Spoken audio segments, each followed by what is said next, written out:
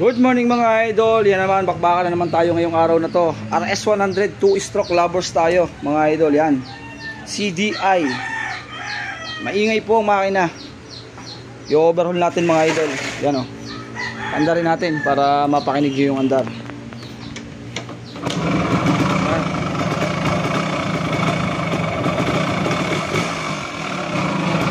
Alright, babaklasin natin mga idol. Yan, ito muna kalasin natin. Bababa natin sa body mga idol. Yan. Matatanggalin. Right. Tapos papakita ko sa inyo na yung pagbabaklas. Kakalasin muna natin sa body. Yan na mga idol. Kalasin na natin. Part 1. Yan, meron ganito sa neutral light. Yan. Tapos may lock dito. Yan. C-clip. Tapos washer. May washer yan.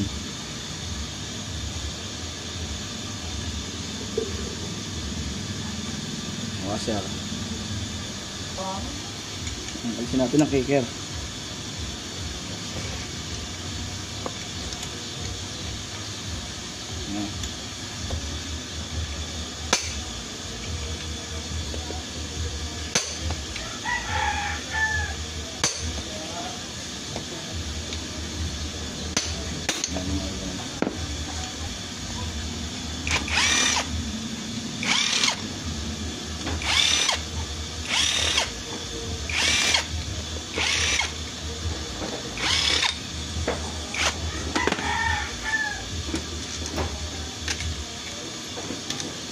Tak lang pala na ano dito. May tubig mga idol.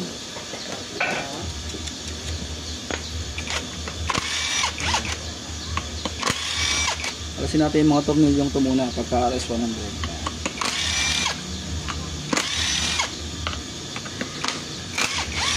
Ayan. Tapos plus lining na buo. Ayan, oh. Ang dulot-dulo nito bakal. Tapos gamit tayo ng 19mm socket. Meron siyang toser dito. Yan.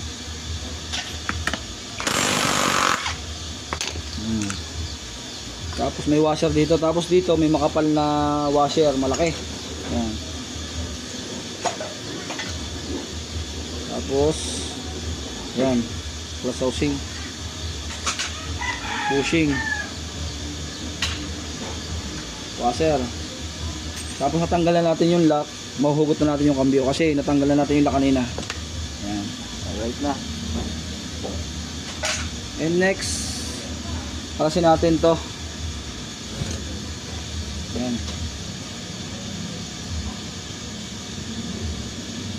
Pagka wala kayong shell clip, lalo't pangit yung shell clip nyo, huwag nyo nang kakalasin kasi baka masira pa.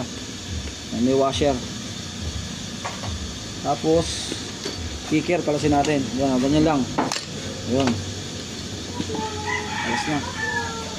And next, sa pinion gear, kalasin natin to. 19mm din. May washer din. Tapos tanggalin ang pinion. Yan, oh. May kunya. May kunya siya. Parallel ang kunya niya. Yan, parallel. Yan. Ito yung parallel niya kunya. And next, tanggalin natin tong stopper ng oil seal. Para hindi mabilog, sundahan nyo muna tong tornilyo. Yan, palo-paloyin nyo muna. And next, ganito. Yan. And banatan nyo ng impact drive. Right. O, diba? Maluwan. Kapit na kapit, oh. Yan na. Tapos tanggalin nyo tong spring para pag nahiwalay mamaya ang transmission, madali. Sobrang ingay na ng kapitbahay natin. Papadagong-dong na naman. Alright. Tanggalin natin to, pero mamaya na, hindi matanggal. Ito dapat tinatanggal to para madali. Konti lang naman, huwag nyo nang kakapisay ng konti lang. Ayan, hindi naman yan, konti lang naman, hindi naman makakabangas yan. Doon, dumagundong na nga. Next natin, tuser. Siyempre may bulitas yan doon na isa dito. Tingnan natin kung may bulitas pa. Dapat may bulitas yan, yung original niya. Itong bulitas na to, walang ibig sabihin to ha. Ayan o mga idol o, yan bulitas yan. Yan.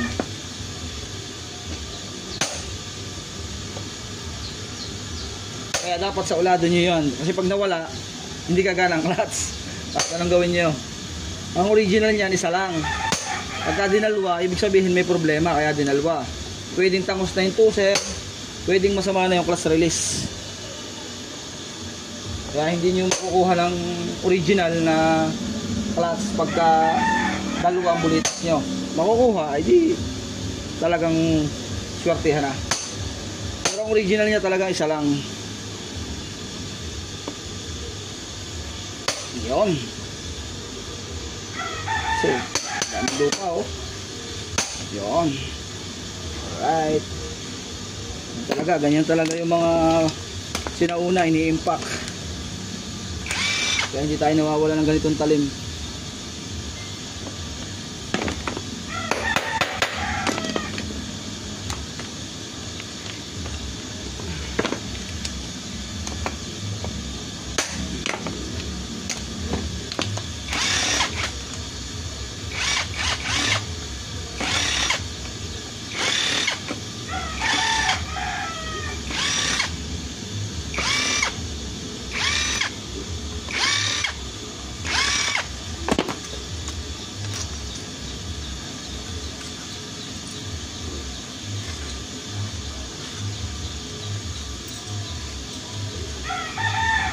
Alright.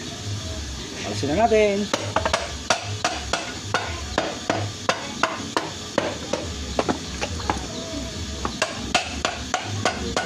Yan o. Mapaghiwalay na yan. Mapaghiwalay na yan. Basta umangat na, mapaghiwalay na yan. Yan. Kita nyo. Maugong. Yan. Yung mga bearing, maugong. Dalawang side. Pero dahil nakalas na, papapalitan na natin ang connecting rod. Gawa ng mga tatal. Katama nga yung block eh. Pero okay lang yun. Sa susunod na kasi wala yung magre-rebore natin. Pumasok. Yan o. Madali lang po. Ibabaw lang. Okay. Yan mga idol. Connecting rod, side bearing, all seal. Kasi pag ang all seal, meron kasing minsan nagbaback job. Anong nangyayari? Hindi pa papalitan to ng all seal. Yun lang is ng makina dito. Dito lang sa side. Pati dun sa transmission. Yung sa oil engine. Bukod yung sa tuti, kasi ang tuti natin dito lang dumadaan sa block, kaya meron yung division to. May mga division siya. Ngayon ang mangyayari, kung hindi kayo magpapalit ng oil seal ng center, titipidin, babalik ka sa mekaniko, mag-uusok. Kasi bakit nag-usok? Yung langis ng makina, uubusin yan, papasok yan dito. Papasok yan dito sa sigunyal. Lalamunin naman yan ng piston at susunugin. Uusok siya ng malakas, tapos babalik. Sasabihin bakit ganun? Nagagawa lang na usok ng sobra. Natural lang umusok ang dituti, pero wag naman bugal-bugal. Kasi pagka bugal-bugal, nakain ng langis. Mauubos. Kaya dapat papalitan ng oil seal, magkabila. Yung kabila, para naman, pag hindi umuluwa siya, magkakakompresyon. Kasi pag umuluwa yun, mawawala kompresyon, mahirap buhayin. Atungal pati yung minor pagka uluwa. Alright, papalitan ng oil seal, bearing, connecting rod, gasket, langis. Yan, mamaya. Part 1.